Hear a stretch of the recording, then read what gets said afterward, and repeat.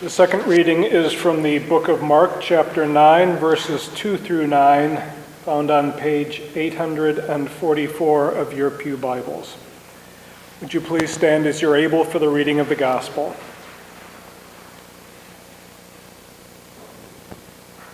And after 6 days, Jesus took with him Peter and James and John and led them up a high mountain by themselves. And he was transfigured before them, and his clothes became radiant, intensely white, as no one on earth could bleach them. And there, appearing to them, Elijah with Moses, and they were talking with Jesus. And Peter said to Jesus, "Rabbi, it is good that we are here. Let us make 3 tents, one for you, and one for Moses, and one for Elijah." For he did not know what to say, for they were terrified. And a cloud overshadowed them, and a voice came out from the cloud, "This is my beloved Son, listen to him." And suddenly, looking around, they no longer saw anyone with them but Jesus only. And as they were coming down the mountain, he charged them to tell no one what they had seen until the Son of Man had risen from the dead. The word of God for the people of God. Thanks be to God. Will you pray with me? Dear Lord, may the words of my mouth and the meditations of all of our hearts be acceptable in thy sight, our strength and our Redeemer. Amen. We often read in the scriptures of Jesus going off to be alone and to pray. That quiet time of contemplation is something that is all too often lost these days.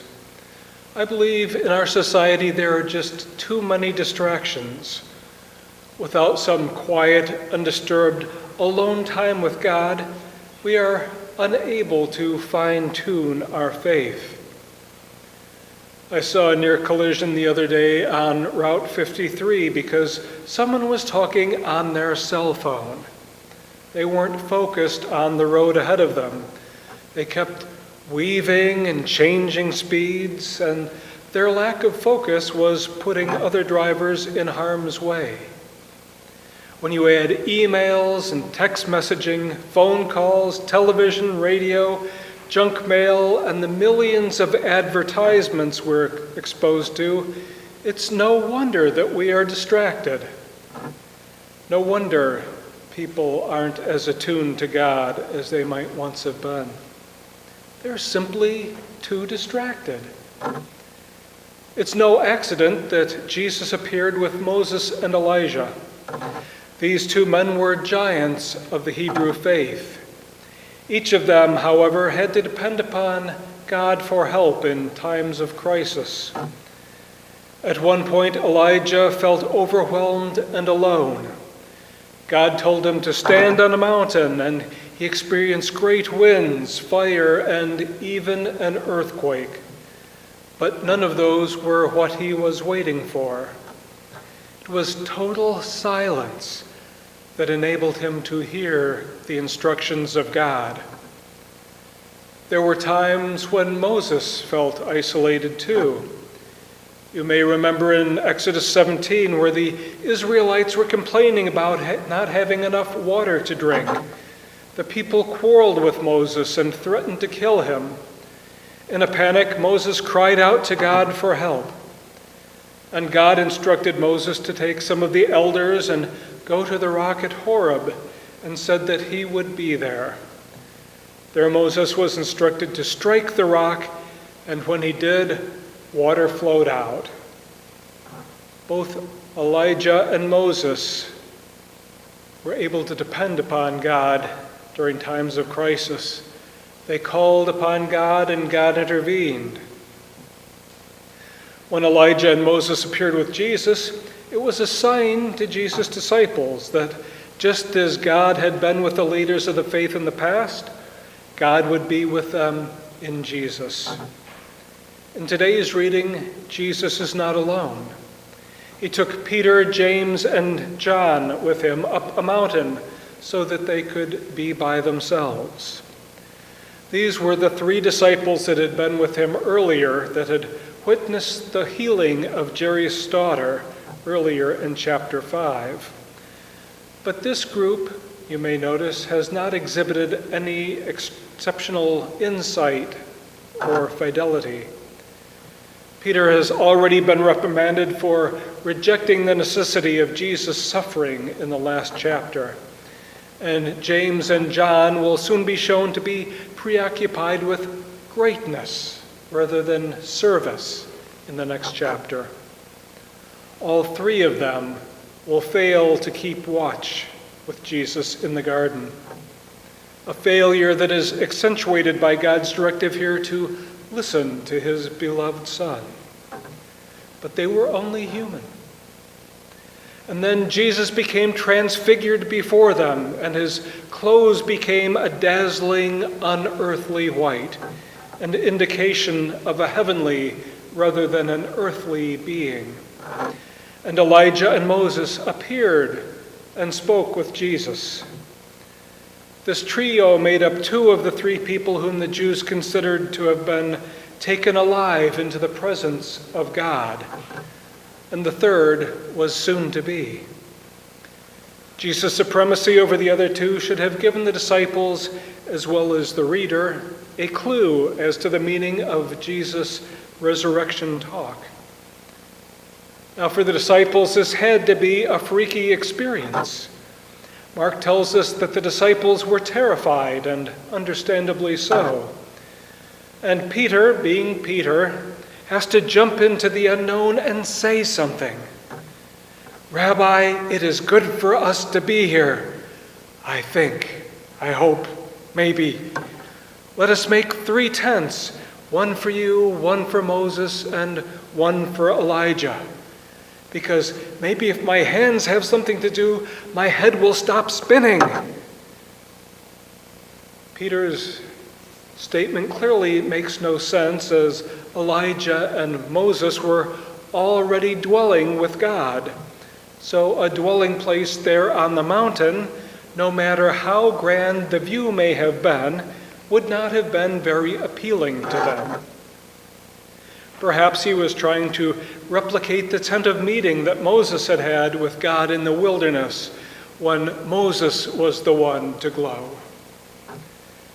Mark is again showing Peter's lack of understanding. Then they are overshadowed by a cloud from which God's voice thunders, "This is my Son, the beloved. Listen to him."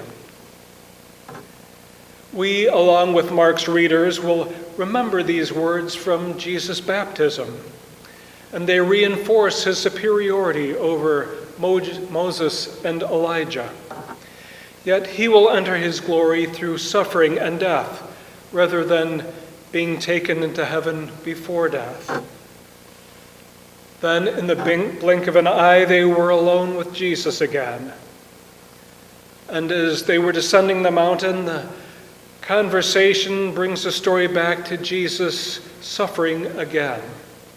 Jesus orders them to be silent about what they have seen until after the Son of Man has been raised from the dead, even though they did not understand or accept that prophecy.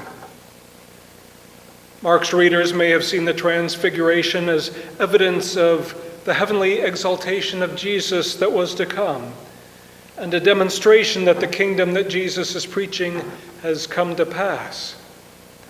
Despite all the oppression and turmoil that the Markan Christians lived under, they can recognize that Jesus is superior to their persecutors and is in control of the future. They would have understood that they would never be left alone. And this is important because isolation is the worst thing that can happen to a human being. Studies have shown that it doesn't take very long for prisoners in solitary confinement to begin losing their minds. Insanity is the end result of true isolation. Isolation leads humans to talk to volleyballs.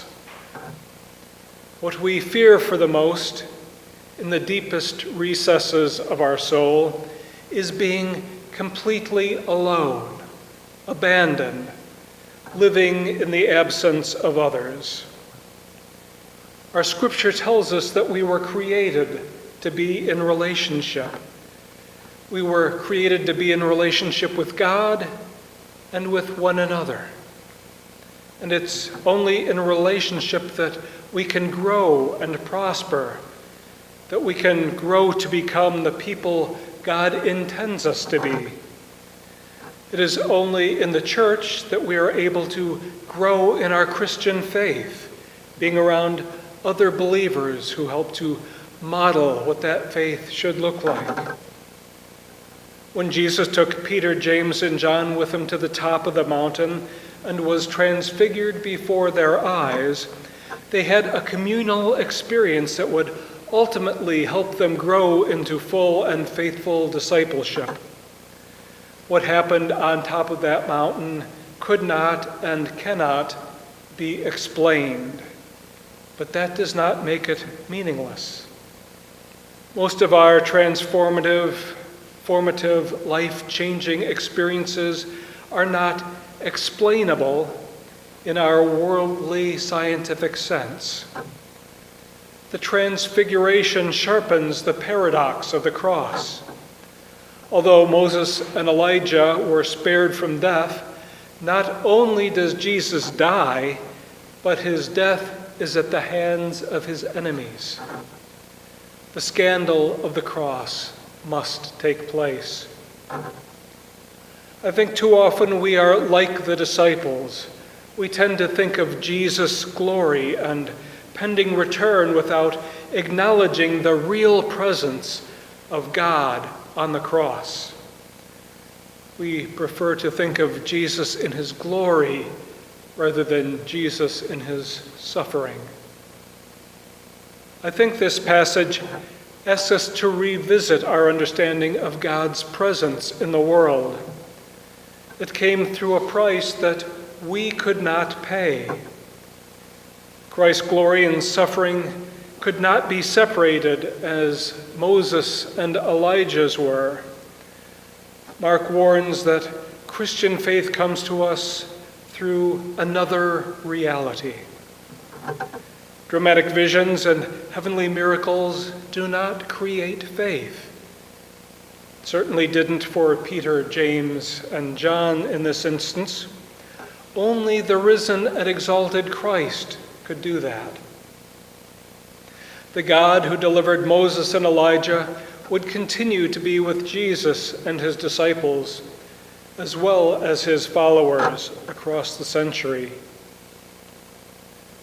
Scott Hosey, reflecting on Frederick Buechner's fanciful theological ABCs book, Whistling in the Dark, notes that Buechner thinks about the Transfiguration in this way. In the Transfiguration, it was the holiness of Jesus shining through his humanness, his face so afire with it that they were almost blinded.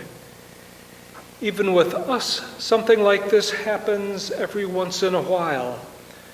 The face of a man walking with his child in the park, or of a woman picking peas in the garden, or sometimes even the unlikeliest person listening to a concert, say, or standing barefoot in the sand and just watching the waves roll in, or just simply having a beer at a Saturday baseball game in July.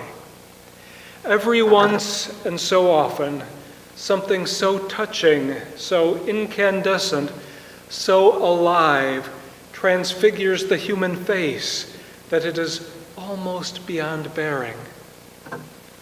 Hosey notes, in one sense, Buechner here is maybe rendering the actual transfiguration of Jesus a bit too mundane, a bit too much like what could happen to us on almost any given afternoon while riding the train or walking down the sidewalk.